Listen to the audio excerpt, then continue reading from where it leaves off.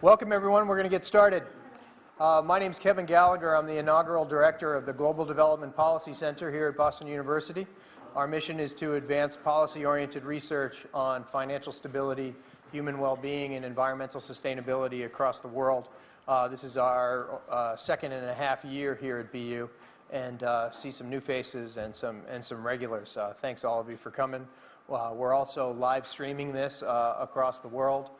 So welcome to all of you folks who are watching from outside of Boston University. Before I introduce today's speaker, let me just let you know about a couple other things that we're doing. Next Monday, we're having a talk here at 2:30 by Lucy Hornby, who's the Deputy Bureau Chief for the Financial Times in China. And she'll be talking about the Belt Road Initiative as someone who's covered it probably longer than anyone, both at the Financial Times and before that at The Guardian. And then next Wednesday, you can either come here personally at 9 a.m. in the morning, or you can also join through live stream through a webinar. If you go to our webpage and register, you can get a link to it. We'll be releasing another trade-related report. We have a new report coming out called Rethinking Trade Treaties and Access to Medicines. We've convened something called the Working Group on Trade, Investment Treaties, and Access to Medicines, and we'll be launching our new report on that and having some commentary from non-governmental organizations and from the United Nations and from people who come here in person and who participate over the web. But without further ado, please let me introduce Sonia Rolland from Northeastern University's Law School. Her and her colleague and friend, Dave, with just a terrific and exciting new book just published by Cambridge University Press, just came out a couple weeks ago. It's called Emerging Powers in the International Economic Order, Cooperation, Competition, and Transformation. Her co-author couldn't join us today. Whoops, I'll get that. Her co-author couldn't join us today, but it was co-authored with David Trubeck at the University of Wisconsin at Madison. Professor Rolland will introduce and give an overview of the book for 20 or 25 minutes or so, and then we will have commentary from Dan Danielson, also from the School of Law at Northeastern University, and then we will beam in Richard Kozel-Wright from the United Nations Conference on Trade and Development to give a policy-oriented Geneva view of the book. And then we'll have plenty of time for questions and answers with all of you folks, because I'm going to be ruthless to all of the speakers, including Richard over there in Geneva, to make sure that everyone keeps the time so we can have a global conversation here at BU. So please help me in welcoming Sonia Rolland. Thank you, Sonia. Congratulations.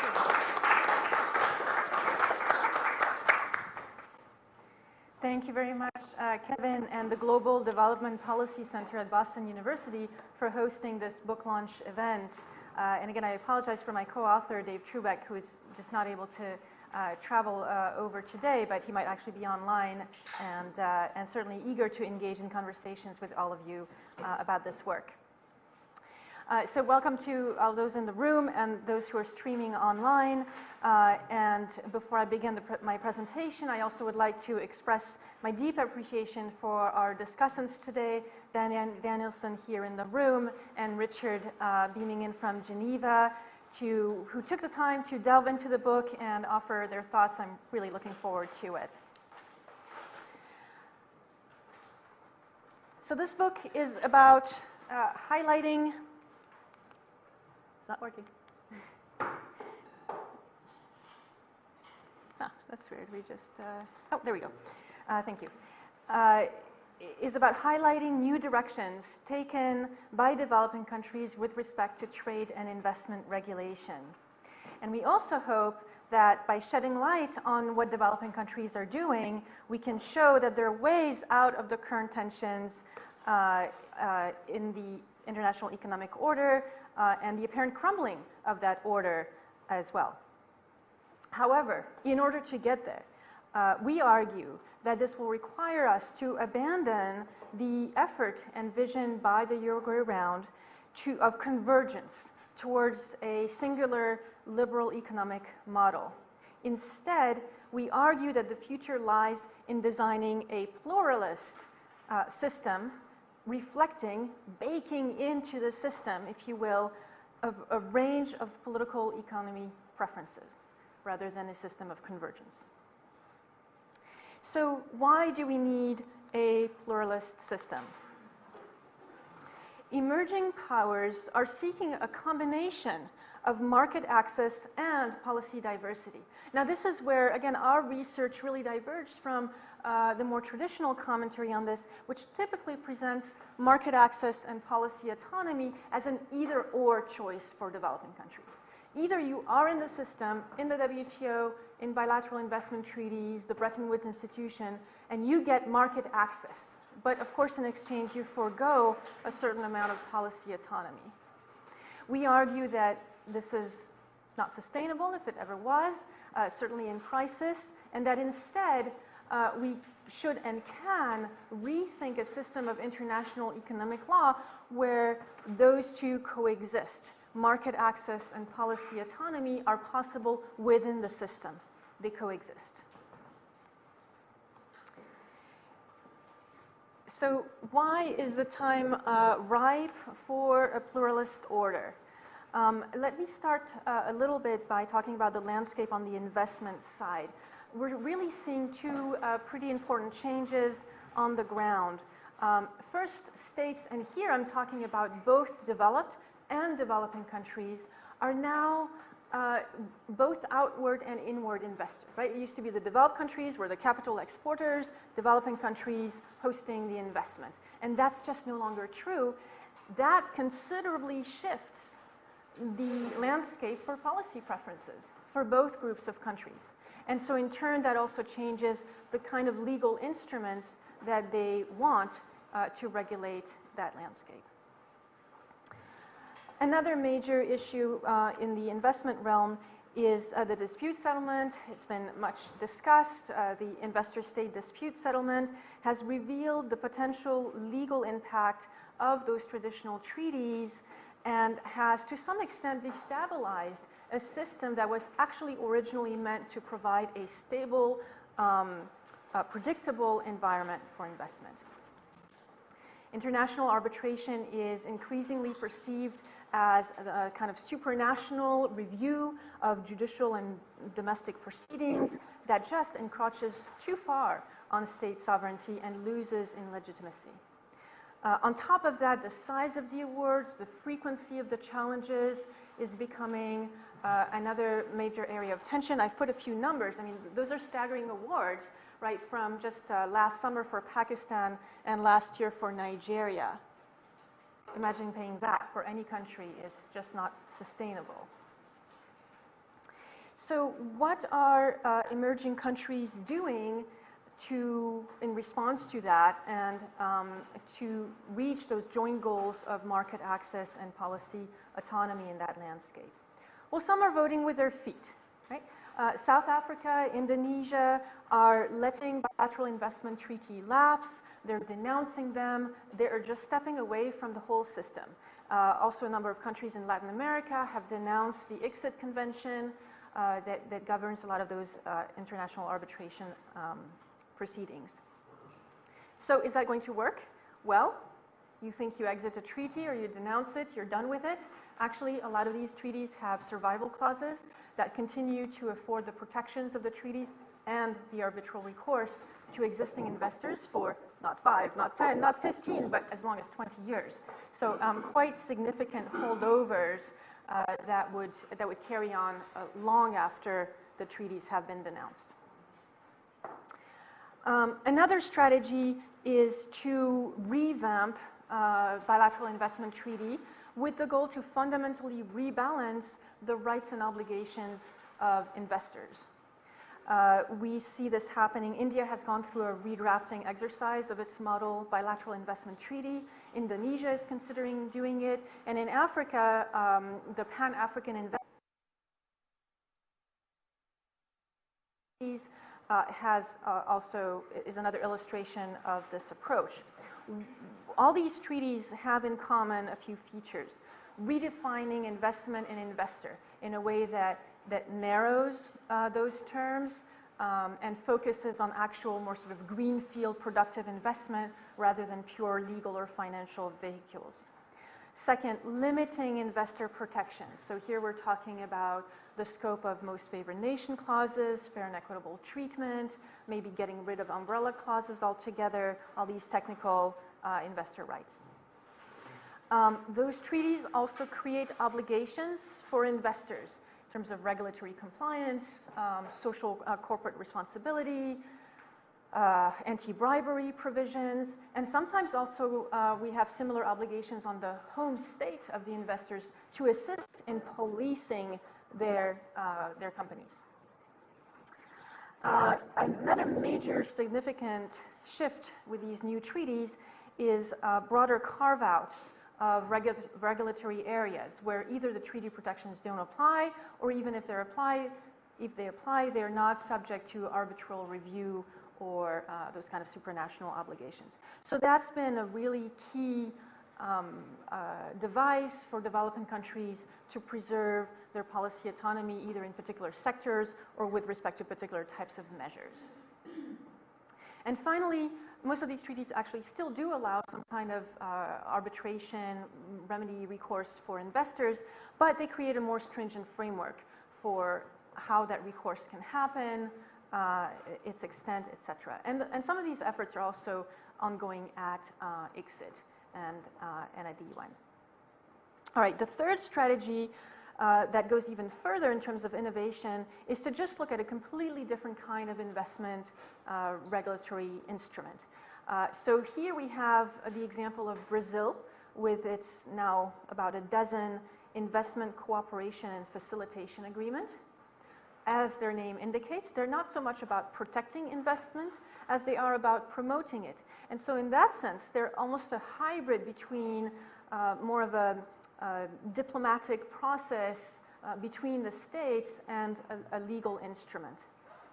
And the countries that went more with the first strategy, exiting the big system, are instead creating domestic regulatory instruments that are meant to apply to domestic investors as well as foreign investors. So that's, again, a completely sort of new approach to investment regulation. Okay, so what about the trade? Leaving investment aside for a minute.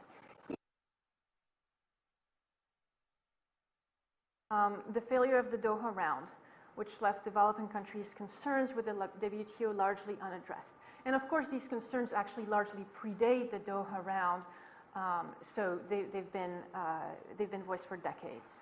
But at the same time, we don't think we're moving towards a decoupling of the international economy.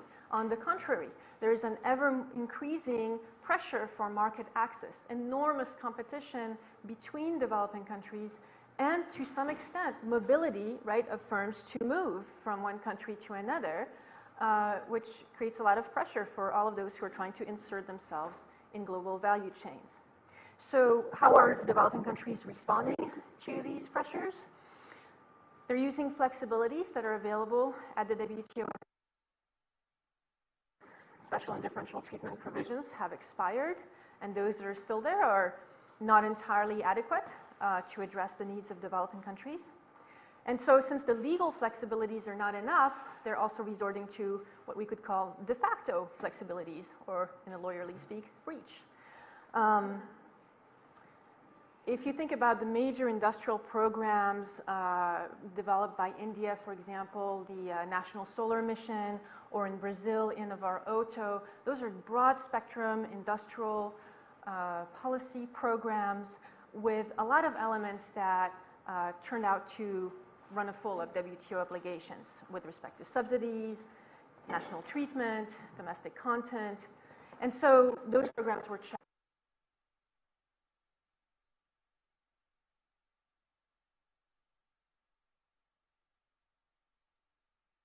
That attaches to an ongoing breach. And those programs were time-bound. And in fact, in a number of cases, they're reaching their original natural endpoint before the economic consequences attach. So that's why we're thinking of this as de facto flexibility, using that playing time. Okay, finally, other strategies, seeking alternative trade agreements or alternative trade partners. So unfortunately, as far as seeking alternative trade agreements, a lot of them have to still be WTO compliant, more or less. And so if you look at an agreement like the CPTPP, Trans-Pacific Partnership Agreement, or even the RCEP, an effort led by China, they have a lot in common with the WTO. RCEP may be a little bit less, doesn't address state-owned enterprises, competition matters, but there's still a lot of similarity. So how much legal innovation can you deploy in that context is somewhat limited. Ironically, the WTO itself has actually been a place of innovation. The Trade Facilitation Agreement sets out a completely new approach to commitments.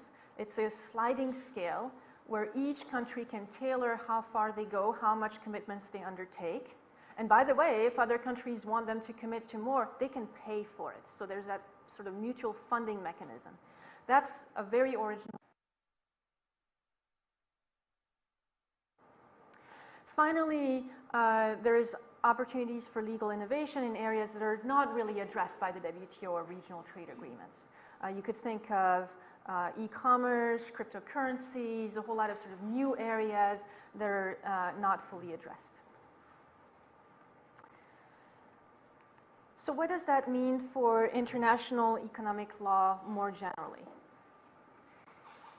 Some people think, many of my colleagues in fact, that the WTO-type convergence model is still the gold standard, and that all we need to do is to preserve it and to reinforce it, and eventually we'll get over whatever problems we're having right now. Then there's another school of thought from some other of my colleagues who are reformists, if you will. They recognize that the current system is really under tension, but that it could handle those tensions, it could resolve them if we create more flexibilities at the margin, if we revamp the system and make it work.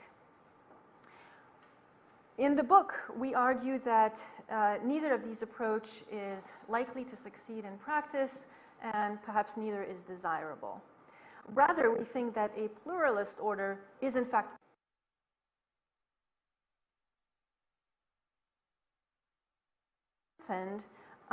allowing different types of arrangement to coexist and to play different roles for different countries. We might, for example, have some arrangements that are broad in membership but shallow in regulation. Arrangements that do not seek to establish a baseline, as we always see at the WTO and regional trade agreements. Agreements that recognize that different countries will choose different regulatory policies. That's true in e-commerce, where some developing countries want open access and others want to harvest the revenue from exploiting their market.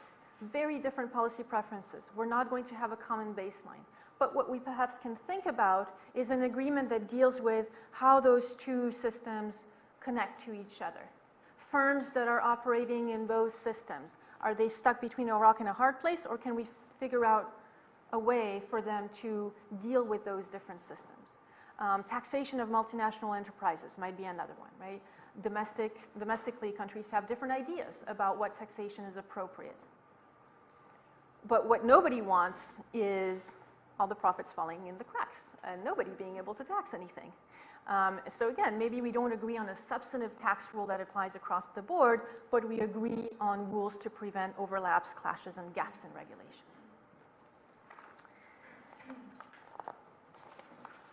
All right, and then another fundamentally different type of arrangement that we might see in this pluralist order would be narrow in membership, but with a deeper regulatory or cooperative mechanism. We're seeing this in Africa, for example, with the attempt to integrate energy networks. Right, so this is a topic that has a trade component, an investment component, a financing component, logistical components, and countries are coming together to try to figure out all of that in the context of energy network for the common benefit. So that's another model that I think is quite promising. In any arrangement, though, we argue that the key to legitimacy,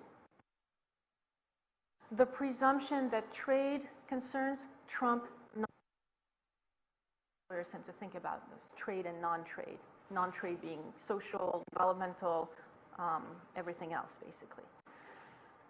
We argue that we need to equalize trade and non-trade concerns in international economic governance, and we need a principled approach to manage those relationships. So just to conclude, the system is undeniably under threat, in many cases for good reasons. Creating a new regime may only succeed if we avail ourselves of the ideas emanating from all quarters and accept a move away from a unitarian convergence ideology.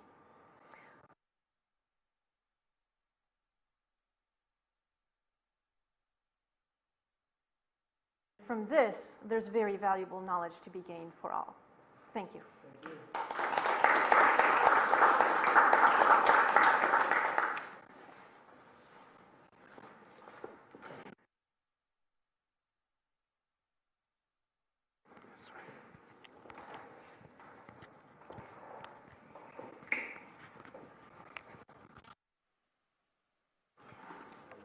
Good afternoon, everybody, and thanks very much to Boston University and to Sonia for giving me the opportunity to really dive into this wonderful book. It's definitely well worth the effort. I think already Sonia's given you some sense of the incredible range and real ambition of this book. I think it's expansive and meticulous, it's creative, it's full of opportunities for innovation. It's also a major contribution in synthesis across trade, financial regulation, development, from a theoretical perspective and also at the level of practice. And for all those reasons, I think it's an incredibly important contribution to trade, investment, law and development, and to maybe reimagining the kind of umbrella field of international economic law in its entirety. So I totally congratulate Sonia and David for this remarkable accomplishment. I'm going to focus just on a few of what I see to be unique contributions of the book. And the first one that I want to focus on is really the way in which the book actually manifests the kind of pluralism that it's trying to promote. So at a certain sense, when they're talking about pluralism, it's happening on a range of axes: normative pluralism, institutional pluralism, legal pluralism, regional pluralism, topical pluralism, geopolitical pluralism, and even foundational economic system pluralism. So in a certain sense, it's trying to explore what possibilities might be in reconfiguring the way in which we've always understood these frameworks of trade and investment to relate to each other and what they might look like going forward. On one level, it's a scholarly enterprise. It's incredibly meticulously researched, and the detail is a rich mine for anyone who's interested in the field. And so, on the other hand, it's operating with an effort to try, as you can see, to really articulate a theoretical synthesis across the field, as well as a strategic direction for the field to go. And so, at one level, you could see this as a book for scholars, and it's it's beautifully written. The voice is wonderfully clear, but it's challenging. It's a hard book. On the other hand, it's also an incredibly pragmatic effort to map the particularities among emerging powers that have led them to challenge various strictures in international economic law in different ways, through different mechanisms. And at the same time, it's an extremely pragmatic effort both to call attention to the notion that a pluralist order is emerging, but also, in a certain sense, to call it into being by giving us some potential avenue or pathway towards this new plural global order. And in that sense, it's a book for policymakers and the public at large. So it's an interesting thing. One rarely is able, in my view, to successfully merge that scholarly detail with something that policymakers could pick up and say, wow, there are 15 ideas in here I could take right into the minister's office or into my institution. Okay, on the level of substance, again, this project is working with suggesting there's more possibilities in any location than one thinks at first. And one of the significant elements that this book does is pluralize the concept of policy space. There's lots of ideas floating around that developing countries need policy space. What in the heck does that mean realistically? How is it going to be used and by whom, for what purposes? Which countries are going to be able to take advantage of more flexibility versus others? What kinds of spaces need more flexibility? What kinds of spaces need less?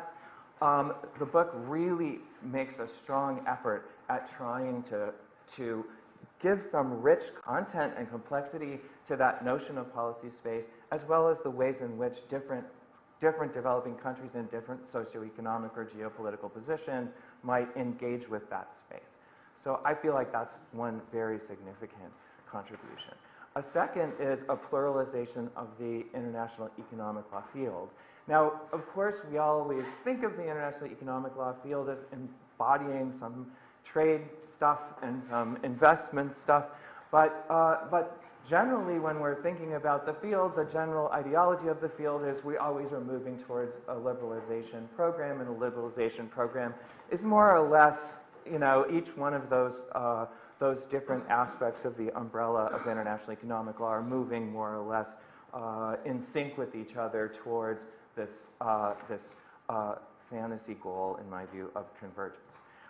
And what the book really tries to do is pull and tease those things apart, both in terms of thinking about trade as an area where there might need to be more common rules, even as experimentation is happening on the ground, whereas investment law might lead less common rules, and there would be lots more flexibility. So you get the idea inside of international economic law that these things aren't moving in sync necessarily, that their impacts on developing countries aren't necessarily the same, and that they need to be richly interrogated and teased apart. A third one is pluralizing the notion of the global South. So, and you can see this in the title, a focus on emerging powers. So the book deals in large part with large developing countries, or developing countries with large economic footprints. It's doing so, I think, because it's trying to suggest where are the potential sources of power that are likely to be able to shape the system through their actions. And I think, but the book doesn't leave the rest of the developing world behind. It's really trying to grapple with, even amongst the emerging powers themselves, whether there is a common interest among countries in the global South, whether it's a good idea to think of them as one large sector, all more or less hoping and wishing for the same thing, or relating to the institutional order in the same way.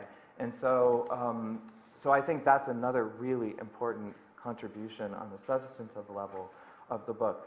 One more is pluralizing the discourse of neoliberalism.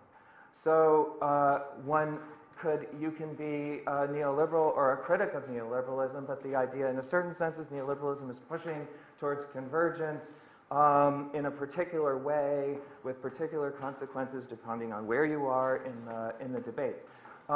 What the book really does with its concept of embedded neoliberalism is trying to suggest that actually different countries in different ways are working with neoliberalism in reimagining it and contextualizing it and struggling in relationship to it in ways that are changing it in its impact on them, but also changing it in its global implications.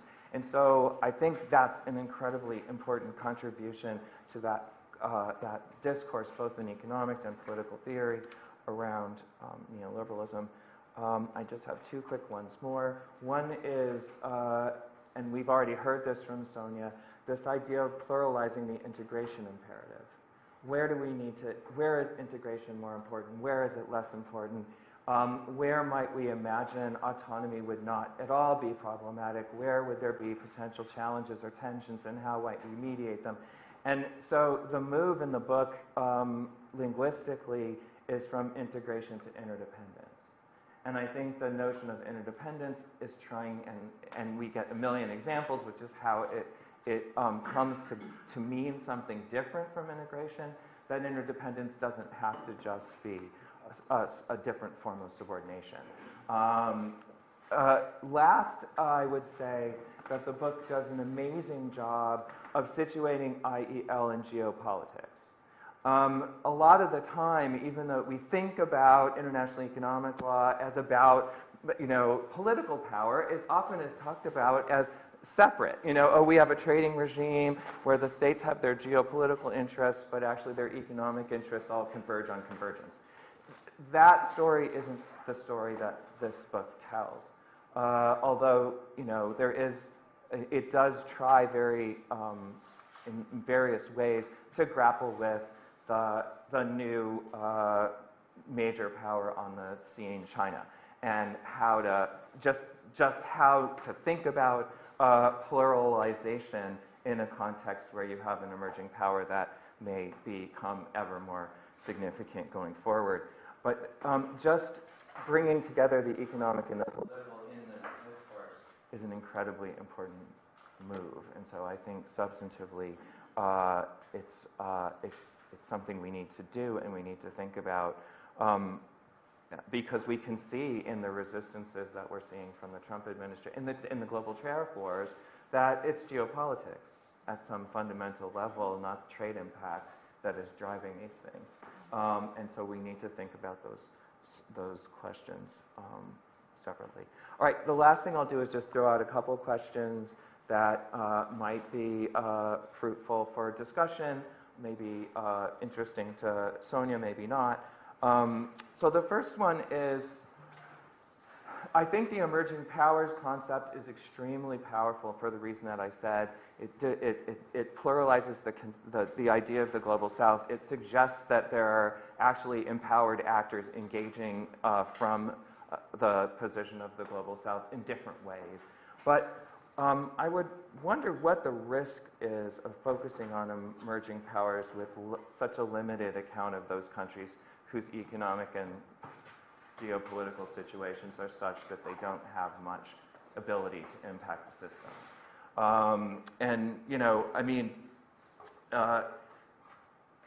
The interdependent story, if we don't see some significant changes, may be liberating for the emerging powers, but a new form of subordination for those farther down the chain. And so, if you think back to development theorists like Andre Gunder Frank, and you think about his notion and his piece, The Development of Underdevelopment, that the places where those powers got the most depth or enriched, their economies really took off, were the places when they were disconnected to a certain extent from the global system during the 2 world wars and so forth. And that maybe, for some people, autarky might not be the wrong strategy in relationship to even this emerging plural system. The second question is a different one. What accounts for the continued rapid pace of global integration post-2008, notwithstanding all the turmoil in the international, institutional, and regulatory frameworks, as well as all of the protectionist actions that big and small states have taken during that period? And the reason I'm raising that is just to put on the table how significant is international public law framework in the process of integration. It might have been really significant in bringing a lot of new people into the market, but now maybe it's, so I throw on the table, how do private law and private ordering factor in to how integration is happening and your prescription and diagnosis for IEL going forward. And the last one is a little bit of a provocative one, but we'll see. Well, maybe it won't be. Can we imagine a project of global economic interdependence that isn't capitalist? And I don't know. I mean, China in the story that is told in the book is committed to state-led growth, which you could see as not capitalist on one hand, but actually exploiting rather than challenging global capitalism in very profound ways. And so a question would be, is acceptance of capitalism the outer limit of the emerging plural economic order you describe and call for? Or could we imagine a-capitalist or anti-capitalist regimes or instruments emerging that could fit into this new plural order? But on balance, I totally recommend. There are not enough books for all of you here, but you should all buy one because it's well worth the read, and it was a total pleasure to be able to think about it for you. So thank you, Sonia. No, it's okay. You can sit back here. Now we'll have Richard.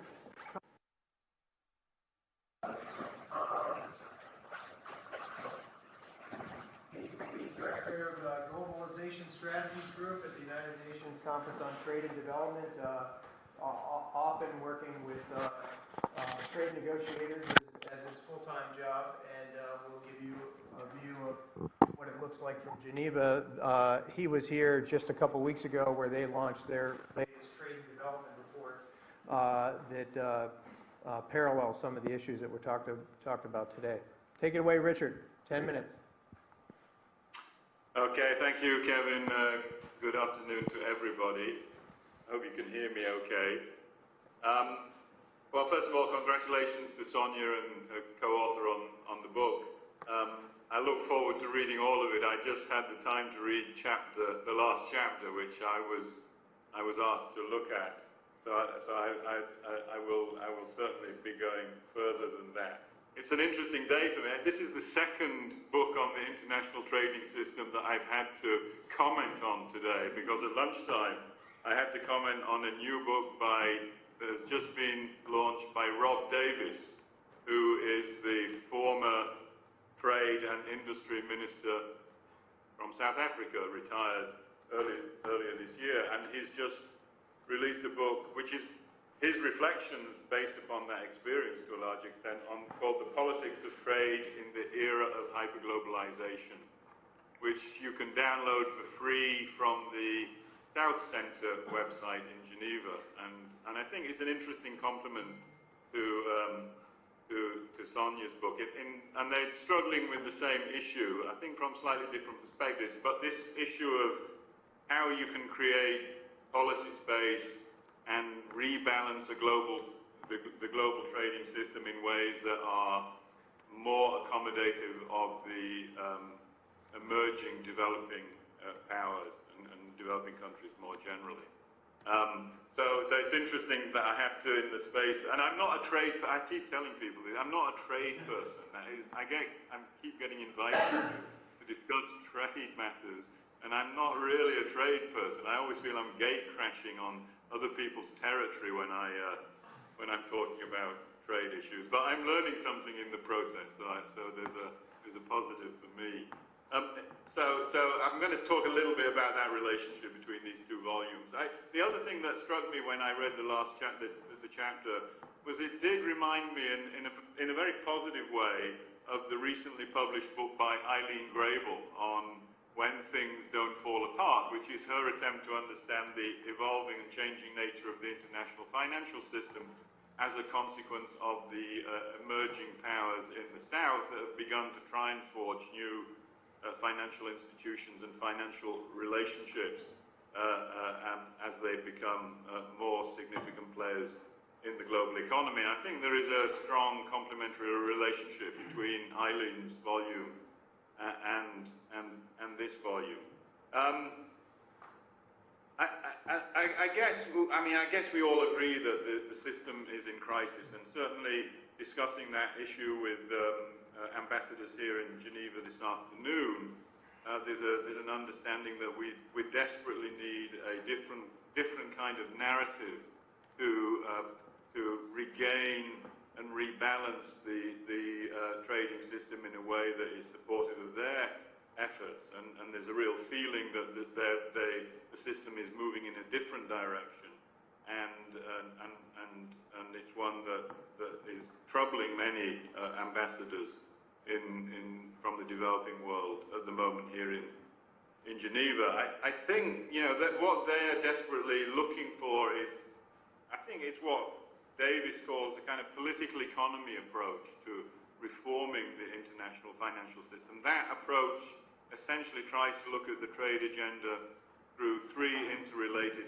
lenses, which are largely absent from the conventional discourse, and certainly from a kind of neoclassical economic perspective. And those the three kind of ingredients that we are struggling with and trying to position in this discussion are the centrality of production and production relations in understanding the international economy. That's largely absent from conventional thinking.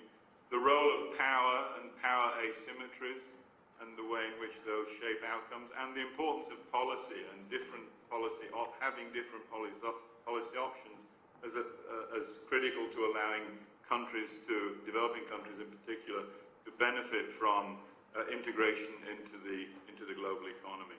And I think that kind of political economy perspective that brings together production, power, and policies always points to something that's constantly forgotten about in the discussions of international trade, certainly amongst economies, which is that countries don't trade with each other, firms trade with each other. And the role of the firm and thinking about the role of the firm in the international trading system gets oddly lost in a lot of the economists' discussion.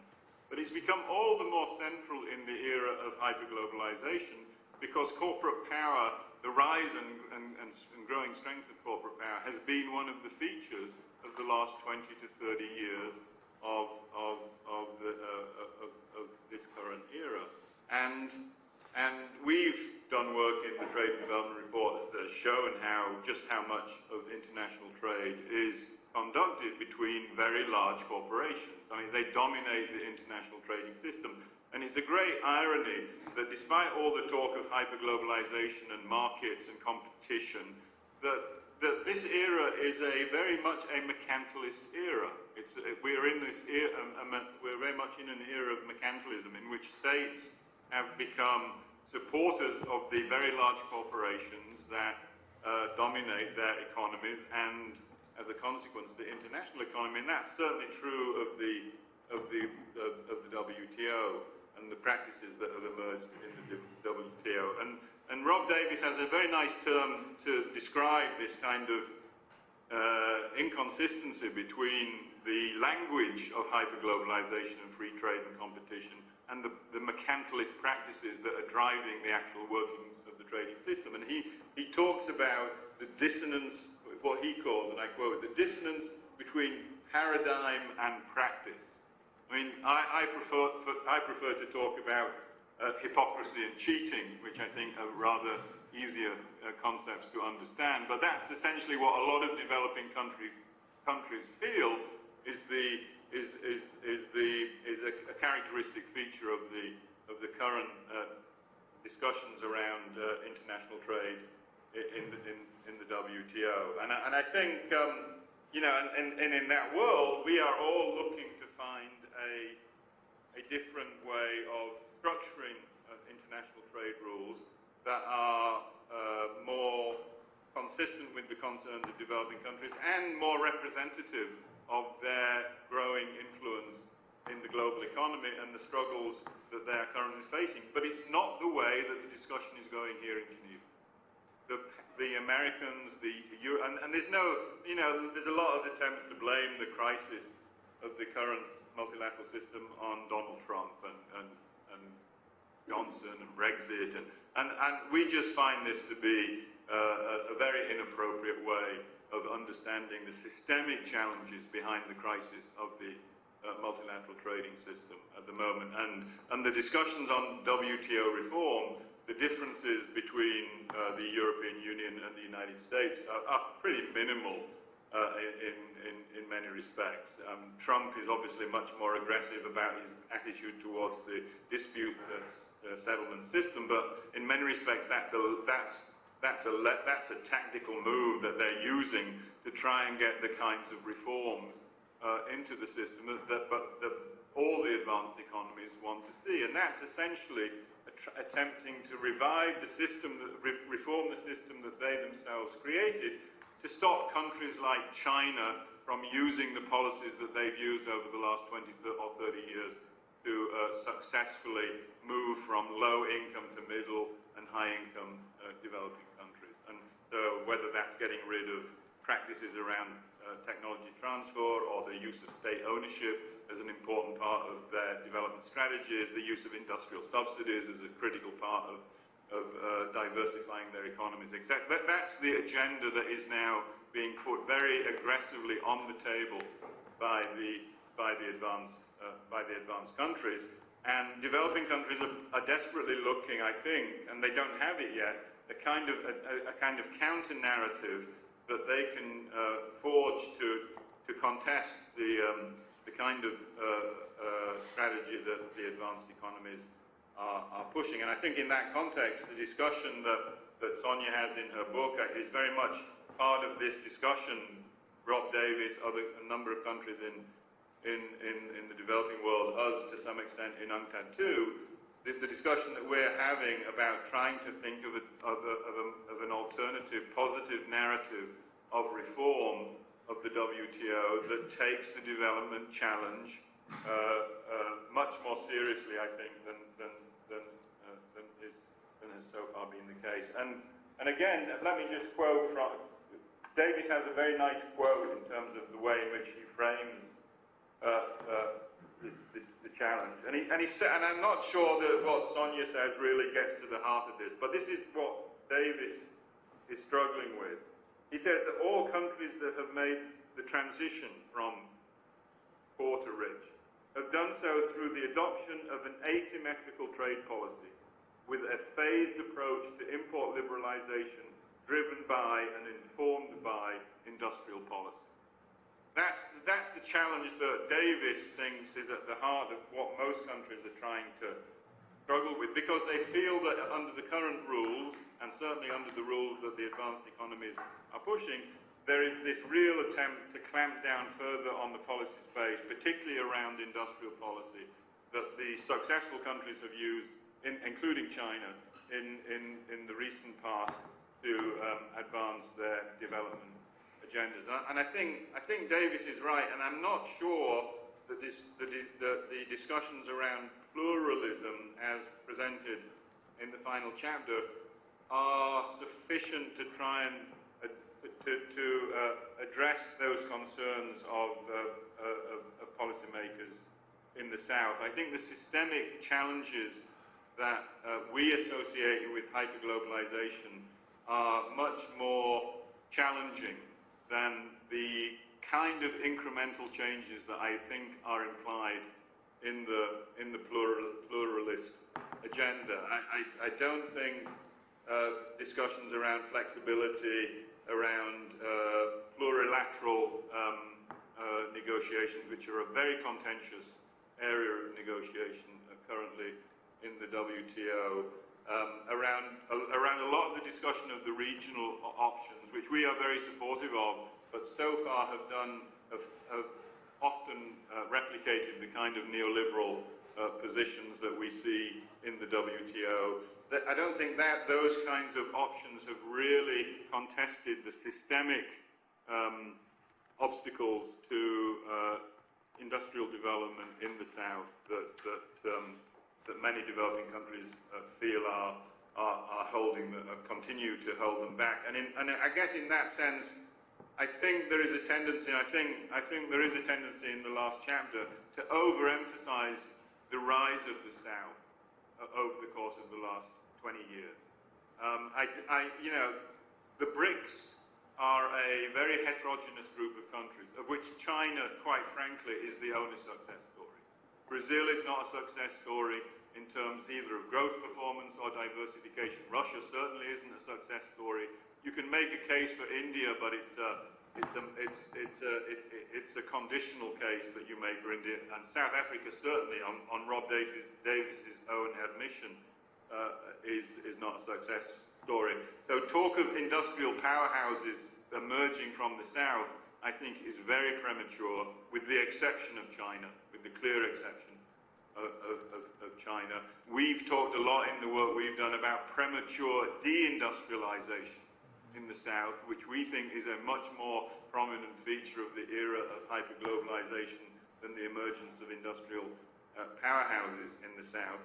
And I think even the victories that emerging economies have been able to achieve in the WTO have to be set against the bigger backdrop of the failure of the South in the case of the Uruguay round, which was a bargain that clearly worked against the interests of the South.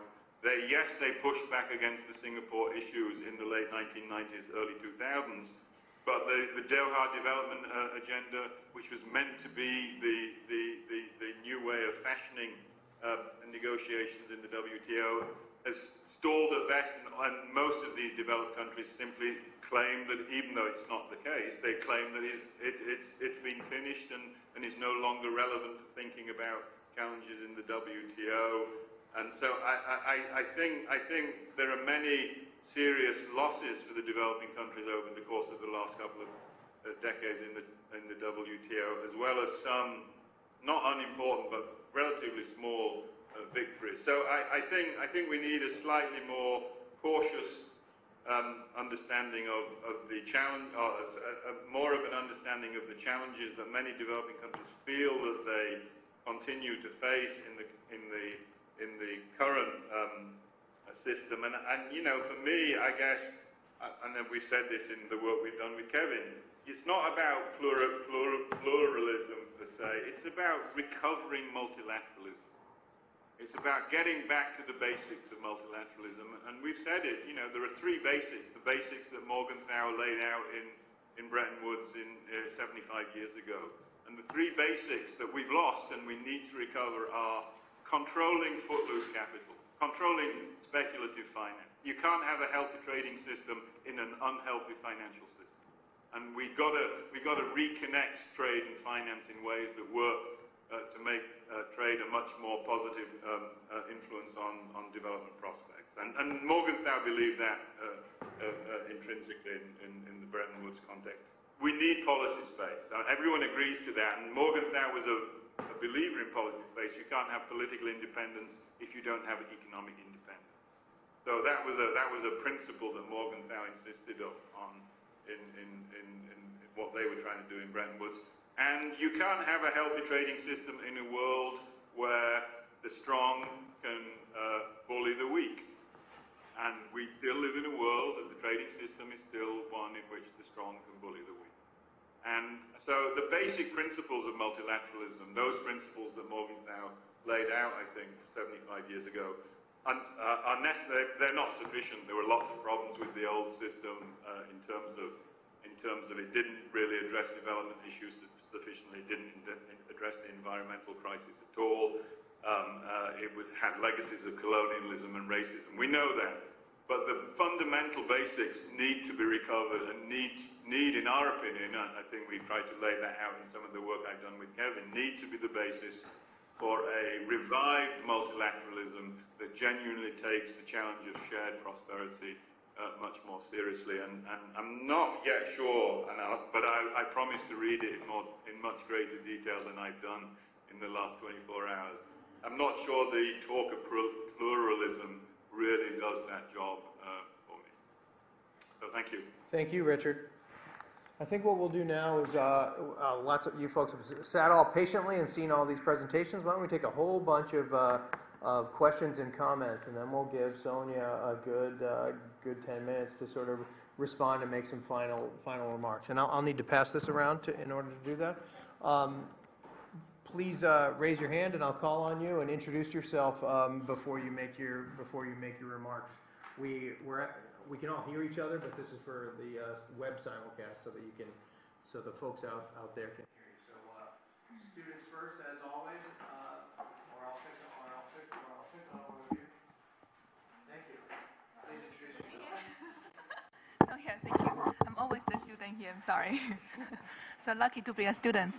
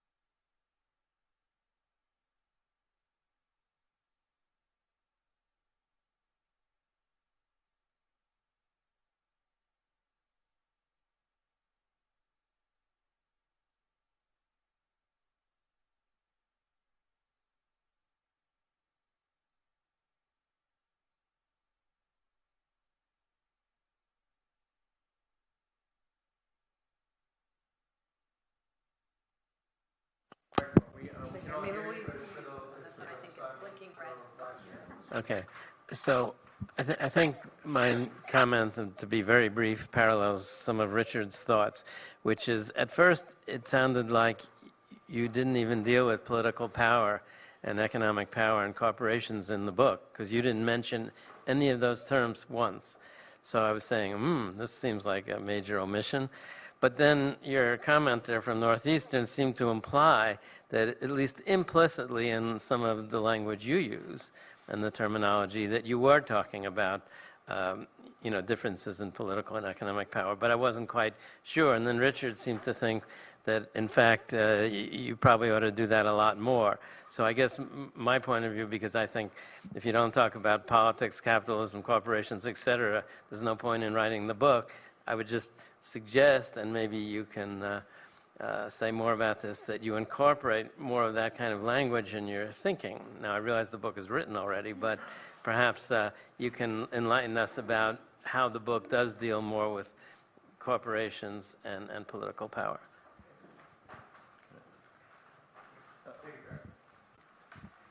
So my question to you, Sonia, is could you explain a little bit more what the role of international economic law is in the pluralism that you are, I was going to say advocating, but you're also saying that it's already sort of developing, so that you see and that you advocate for.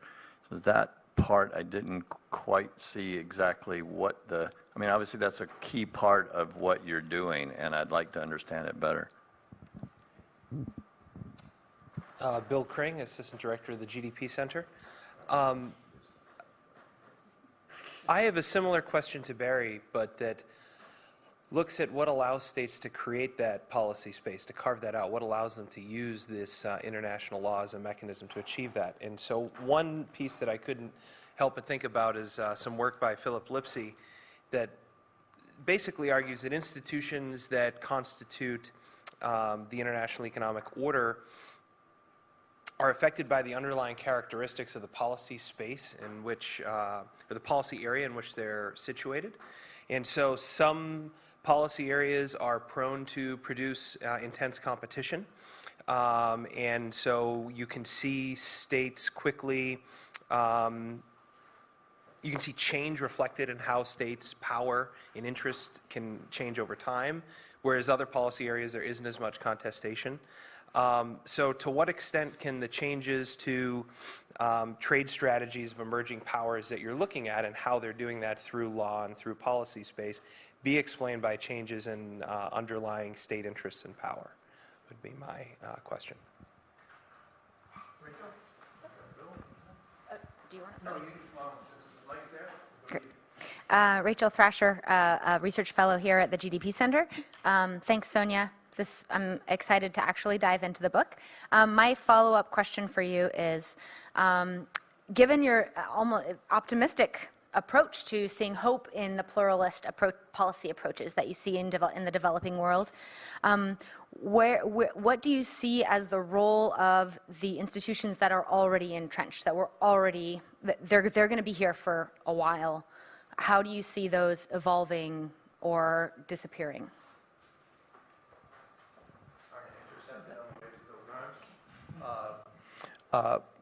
Also, congratulations on the book. As I said in the introduction, it's completely rich, and I really I think we all need to look, especially in academia and in the West. We don't really see all the examples of South Africa, Ecuador, Indonesia, India, and it seems like it's a real good documentation of all these different efforts, that there is all this innovation and integration happening around the world.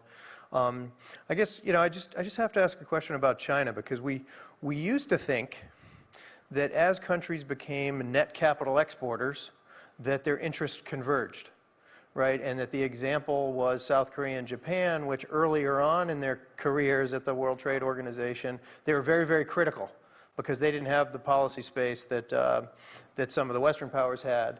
But they were able to capture, they had a lot, the regime before the Uruguay round was much different than it was after that, and so they were able to really capitalize on it.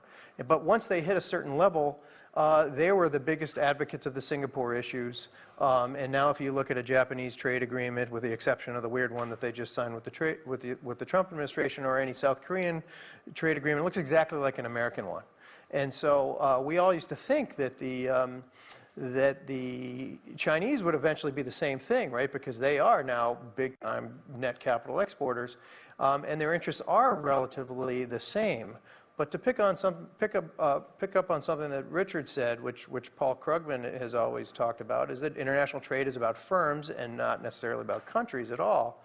And that the key distinction here is that China's big behemoth firms are more innovative and beating out global firms in the West. And so there seems to be two different patterns of since the world economy has become a sort of a race between all these,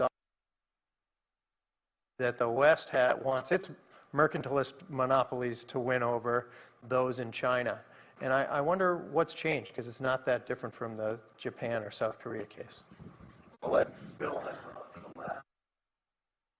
You can say whatever you want about all of these comments. Hi, I'm Bill Grimes. I'm a professor here at the Pardee School.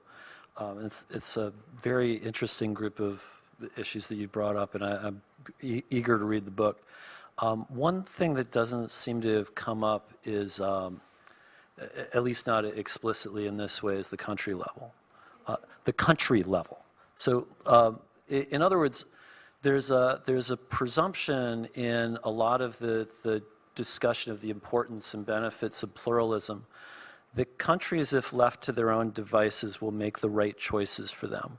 Now, I don't want to sound like a paternalistic Washington consensus dude, which I probably will, but I don't think that's correct.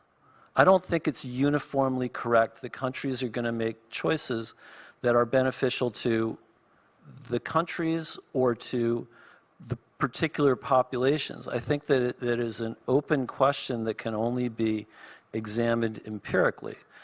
I also think that there's been a lot of thought by at least some of the big international organizations. I'm going to exclude trade law from this, but towards what are there ways in which convergence or external of harmonization or other things can improve governance. And I think that even everybody in this room, even if you think I am the conservative Washington consensus guy, will be able to say, oh, well, how about the ESG principles that have been put forth by groups like the Latin American Development Bank, Inter-American Development Bank. So that I wonder to what extent you are necessarily jettisoning this idea of international law as a progressive force that can change the behavior of states internally as well as externally. But I'm saying internally towards things that people in this room or people outside of this room might think are pretty beneficial. So it's quite possible that I'm talking completely outside of the book. I haven't read it, but and I may be speaking more to the conversation that followed. But it does seem to me that that's one of these sort of open questions that should not be left to be assumed to be correct.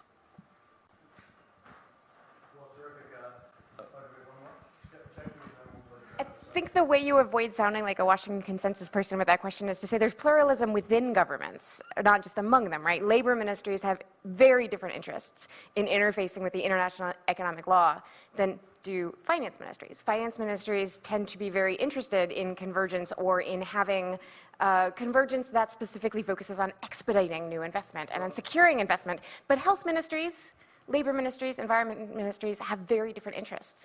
And so the question is who has access to be at the table, to be interfacing with what the plurality of the agreements is, right? You sound like the kind of thing that I would come up with, but I'm really talking about coalitions of leadership. There are kleptocracies in this world. Okay. There are many countries in this world that are guaranteed that represent one particular class or one particular geography or one particular ethnicity. I mean, this is not a straightforward story that states always know what to do. Well, you don't have to answer all these questions and respond to Dan and Richard, but why don't you have 10 minutes or so of final remarks? And folks, Richard, it's in Geneva, so it's a little late, and he's got to move to another meeting, so he's going to have to leave us. Thanks so much for engaging and taking a look at the book and offering your insightful comments, Richard. Thank you very much. Thank you, Richard. Bye, Richard. Okay, thank you.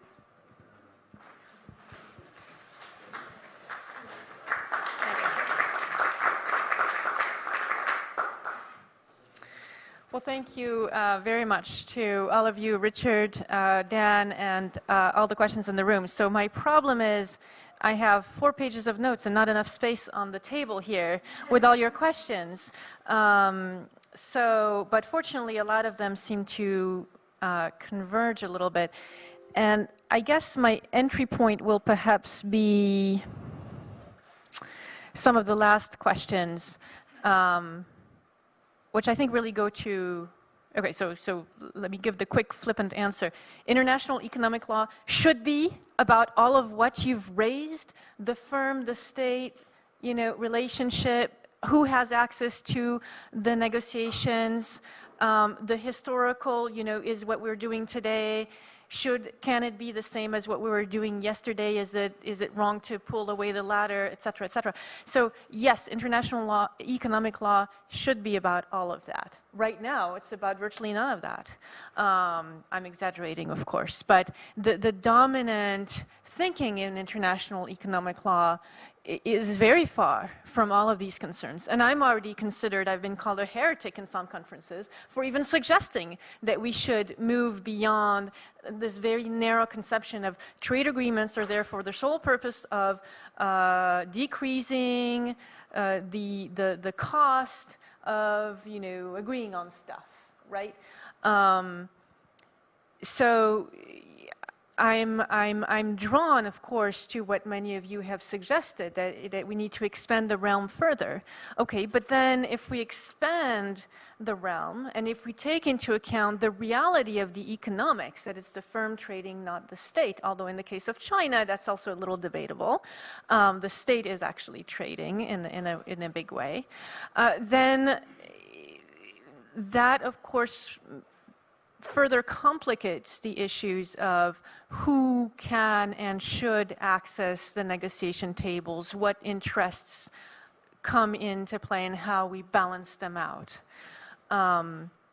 So in the book, we try to take an impossibly neutral position in a way, right? Where we're not going to be telling states, you should be taking that policy or not. We, of course, are aware that, yes, there are kleptocracies, and there are also legitimate different interests, right, as has been pointed out. We feel it's not our role as lawyers to tell states what they should be doing. And part of our problem with the current system is that it does tell states what they should be doing, right? In a very ideologically narrow way. This book is a legal book. It's not a political scientist book. So we're not deciding what counts or doesn't count as a power. We have a bit of a circular approach here. Whoever counts as a power are those who come up with legal innovation and that are trying to influence the system with it. So yes, we talk about Ecuador. Nobody thinks of Ecuador as an economic power, right? But we talk about it as a legal power in the sense that Ecuador is trying to come up with different models and is making original legal moves that others are seeing. So in that sense, we do operate in the traditional public international law paradigm of state equality, which we, of course, know and recognize is very much undermined by power plays and by economic realities, right? There's no doubt about it. Another theme that I see running through a lot of the questions is, well, what do we do with the old? Right? What do we do with what is some international economic law, particularly in the trade field, where we have the WTO? So do we just get rid of it altogether? The dispute settlement system is already grinding to a halt in many ways. Or is there something there to be salvaged? And there I actually have, a lot of this is the work that Richard alluded to when he talked about his collaborative work with you, new multilateralism for shared perspective. I think there's very much a role for multilateralism. I'm a true believer, if you will, in international law and in multilateralism.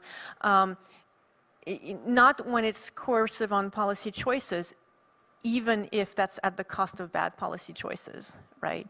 I think that's there are domestic governance issues to sort out, and I know that's the classic cop-out of international lawyers. Well, the state sorts out domestically who has access. That's not true, right? Especially when actually multilateral institutions are fingers on the scale of who has access and which kleptocrats get to make the policies, right? So at that point, we do have a problem with the way multilateralism is designed, because it does